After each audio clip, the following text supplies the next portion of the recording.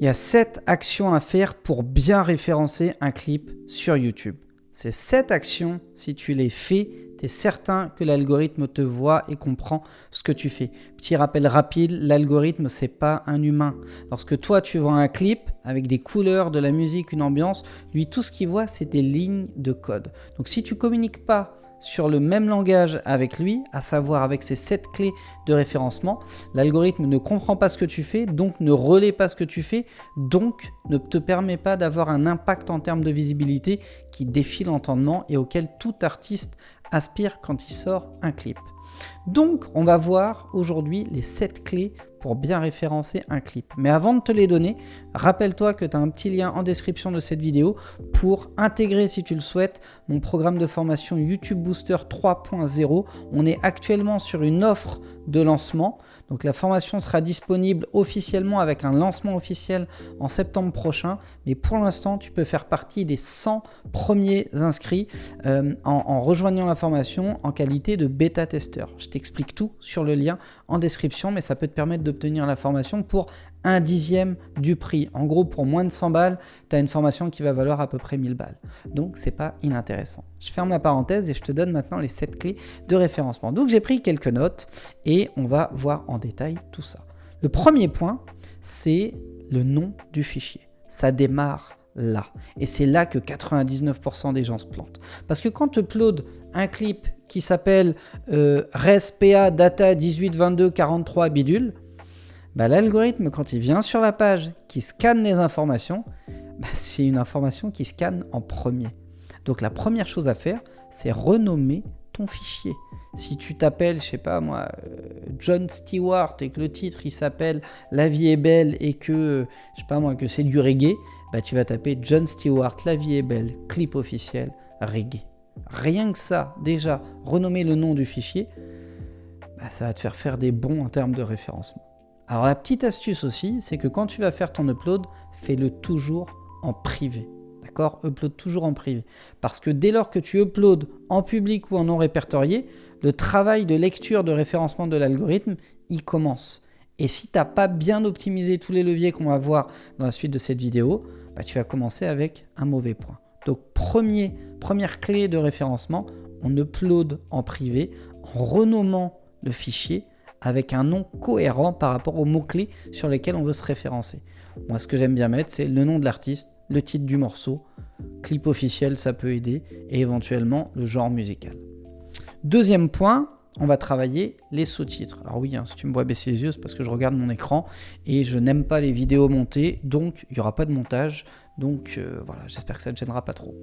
Donc deuxième point, les sous-titres. Alors les sous-titres sont extrêmement importants parce que aujourd'hui, l'algorithme a beaucoup plus de facilité à lire du texte que à lire de l'audio. Autrement dit, ce qu'il fait, c'est qu'il fonctionne en 2 étapes. D'abord, il prend ton audio, il le convertit en texte. Ensuite, il prend ton texte et il optimise son référencement dessus.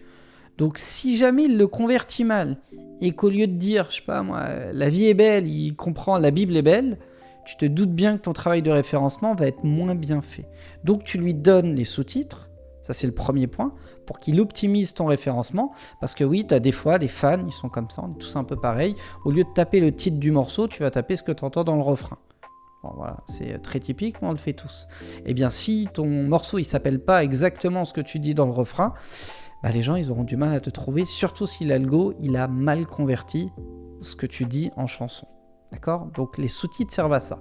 Et le deuxième point, c'est que il y a à peu près 10%, enfin je dirais entre 5 et 10% des gens qui mettent les sous-titres quand ils regardent des vidéos sur YouTube. Et troisième point, c'est que dans les sous-titres, on peut également optimiser avec des clés de référencement. Par exemple, si tu fais de l'EDM et que tu as très peu de paroles, tu peux très bien, dans tes sous-titres, rajouter des choses, rajouter des mots-clés comme EDM, des noms d'artistes similaires, rajouter des appels à l'action, et cliquer sur le lien dans la description, des choses comme ça. Ça marche et ça aide également au référencement. Donc deuxième point, on travaille les sous-titres. Troisième point, les fiches. Lorsque tu vas uploader ton clip, tu verras que YouTube te donne la possibilité de mettre des fiches. Eh bien, je te conseille d'utiliser toutes les fonctionnalités. Donc, tu as le droit à 5 fiches, mais 5 fiches. Et je te conseille de mettre des fiches qui renvoient vers des playlists. d'accord? Parce que ça va te permettre de garder les utilisateurs beaucoup plus longtemps. Donc tu crées une playlist par exemple que tu appelles mes clips, par exemple. Si tu as 8 clips, bah, tu mets les 8 clips dans ta playlist. Quand tu as un nouveau clip qui sort, la première fiche que tu mets, c'est playlist mes clips. Et évidemment, tu la renommes. Tu laisses pas écrit playlist mes clips en haut. Parce que tu sais, c'est le petit bouton qui apparaît en haut à droite sur la vidéo. Faut qu'il y ait un titre aguicheur. S'il y a écrit playlist mes clips, mec qui te découvre, il s'en fout un peu, tu vois. Donc, faut mettre un truc qui donne envie, qui attise la curiosité. Et encore une fois, dans la formation YouTube Booster, je vous donne des formules pour ça qui suscitent le clic, qui fait que là où d'habitude, tu avais peut-être 1% des gens qui cliquent, tu peux passer à 2, 3, 4, 5%. Donc, faire x2 à x5 sur un taux de clic, ça va optimiser ton référencement, bien évidemment. Donc ça peut être une des premières playlists. Une autre playlist, ça peut être live. Une autre playlist, ça peut être interview, etc. Tu peux remettre d'autres clips dessus. En tout cas, utilise les fiches pour optimiser ton référencement. Parce qu'en fait, ça relie les contenus entre eux.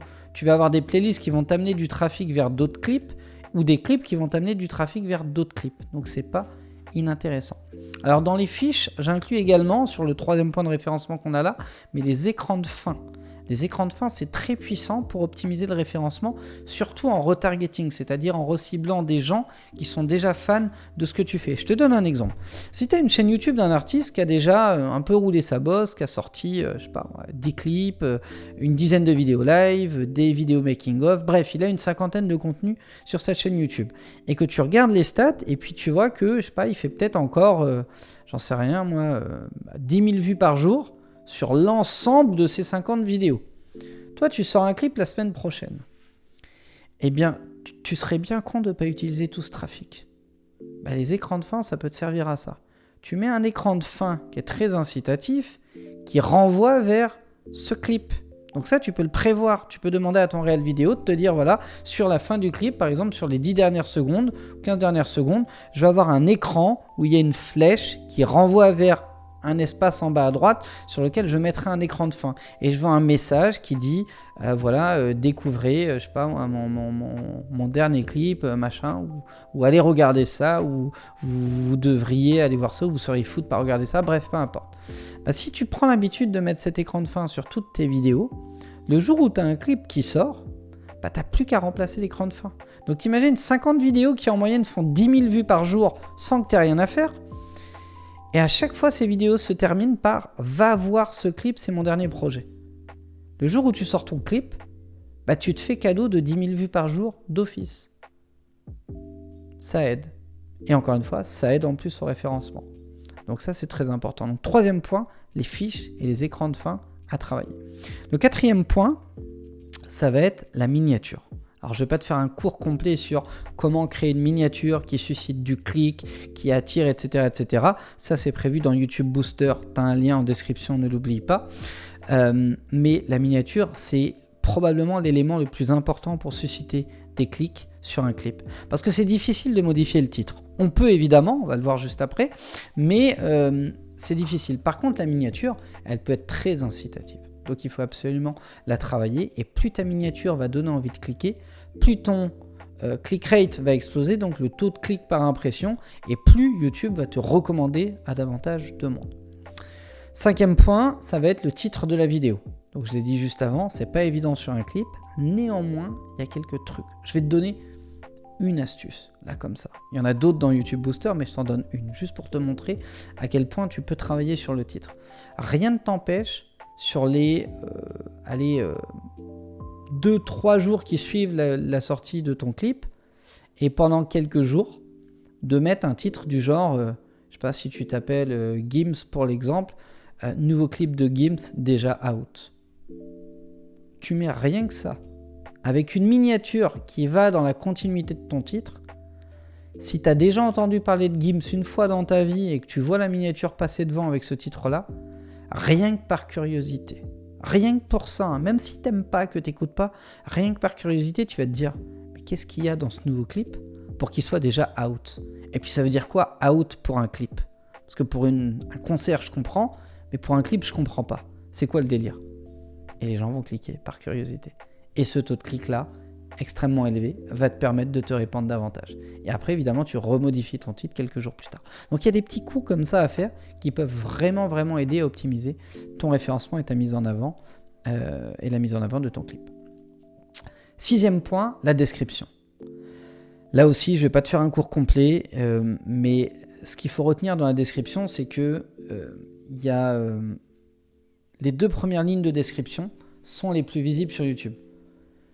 Il faut donc les travailler. Il ne faut pas juste mettre un lien Spotify ou une connerie comme ça. Ça, c'est bon pour les maisons de disques. Mais quand tu es en indé, tu veux faire de l'acquisition, tu veux générer de l'attraction autour de ce que tu fais. Donc, il faut être très incitatif. Il y a une phrase à mettre là. Une phrase clé, une phrase magique qui fera que l'essentiel des gens qui le verront n'auront qu'une seule envie, c'est de cliquer pour voir ton clip et de cliquer pour aller lire ta description. Ensuite, tu as la description en elle-même. On va pas revenir sur la structure, ça sert à rien, tu as ça dans YouTube Booster. Mais dans la description, tu as les hashtags qui sont pertinents. Et moi, ce que je recommande, c'est d'utiliser toujours au moins un hashtag un peu unique qui va permettre de relier tous tes contenus entre eux. Parce que si tu mets rap comme hashtag, tu as 1 million de contenus qui vont être référencés dans rap. Si par contre, toi, ton nom d'artiste, c'est, je sais pas moi, Sean Paul et que tu mets Sean Paul Official, il y a très peu de gens qui vont oser mettre le hashtag Sean Paul Official si c'est pas eux. Et surtout, si tu mets Sean Paul Official bis, je sais pas un exemple, eh bien, tu vas avoir un hashtag unique qui va te permettre de référencer tous tes contenus. Et puis le dernier point, c'est qu'il y a un élément avec lequel tu dois absolument clôturer la description. Ne me demande pas pourquoi, mais c'est comme ça que fonctionne l'algorithme. C'est le lien de la vidéo YouTube en question. Donc par exemple, là, tu es en train de faire la description de ton clip. Et ben pour ton clip, il y a déjà un lien YouTube puisqu'il a déjà été uploadé. Ce lien-là, tu le prends pour clôturer la description, ta description de vidéo. Ça aide au référencement. Et enfin, le 7e et dernier point, j'en ai déjà un petit peu parlé, mais c'est les tags et les hashtags dans la section tags, donc dans les mots-clés. Faut savoir qu'aujourd'hui, les tags fonctionnent plus comme avant. Ça sert à rien de bombarder avec 40 000 tags pour espérer avoir le plus de visibilité possible. Aujourd'hui, l'algo, il est suffisamment intelligent pour comprendre, entre guillemets, ce que tu proposes si tu as bien optimisé ton référencement. Donc si tu lui mets trop de tags, il va pas comprendre. Il va dire, moi pas comprendre. Moi j'ai compris ça, mais lui il me dit ça. Moi j'ai compris que c'était un clip de Taylor Swift et dans les tags, il y a Drake. Je comprends pas. Ça va pas au même endroit, c'est pas la même cible, c'est pas le même public, c'est très bizarre. Donc, je travaille pas, je référence pas. Donc, il faut vraiment être précis.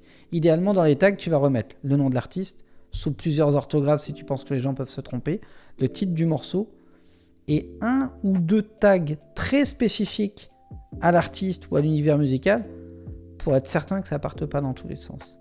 Et c'est tout. Mais tu vas aussi rajouter, petite boîte secrète, dans tes tags, un hashtag unique qui va te permettre de relier tous tes contenus entre eux. L'avantage de ce hashtag-là, c'est que quand tu vas avoir les gens qui sont sur ton clip, toutes les vidéos suggérées sur le côté ou en dessous quand tu es sur un téléphone, eh bien, si tu as ton hashtag qui est sur toutes tes vidéos, c'est tes vidéos qui vont remonter en priorité. Donc ça te permet de garder, entre guillemets, la personne qui continue de circuler sur ta chaîne, de générer des vues et donc d'alimenter l'algorithme en données. Voilà les 7 clés de référencement que tout artiste ou producteur devrait appliquer sur ses clips YouTube pour optimiser, pour booster la visibilité et bénéficier d'un peu de soutien de l'algorithme. Évidemment, je te les ai donnés en large, il y a beaucoup de détails point clé par point clé. Je réserve ça pour les membres bêta-testeurs qui vont démarrer sur YouTube Booster. On va pas tarder à clôturer les inscriptions. Donc déjà, si tu vois qu'en cliquant sur le lien, tu es redirigé vers ma chaîne YouTube, c'est qu'on a atteint la barre des 100. Si tu vois que ce n'est pas le cas, c'est qu'on n'est pas encore à 100. Je ne serai pas capable de te dire là maintenant tout de suite combien de places il reste. Mais pour rappel, j'ai envoyé ça à des dizaines de milliers de contacts. Donc, soit c'est déjà parti très vite au moment où tu vois cette vidéo, soit ça va partir très vite. Donc, si ça t'intéresse, clique sur le lien, va regarder le programme de YouTube Booster. Et si tu sais que c'est fait pour toi, eh bien, ne tarde pas à t'inscrire. Pour l'heure, je te remercie d'avoir été attentif à cette vidéo. Je te souhaite le meilleur pour la suite. Déchire tout et je te dis ciao, ciao!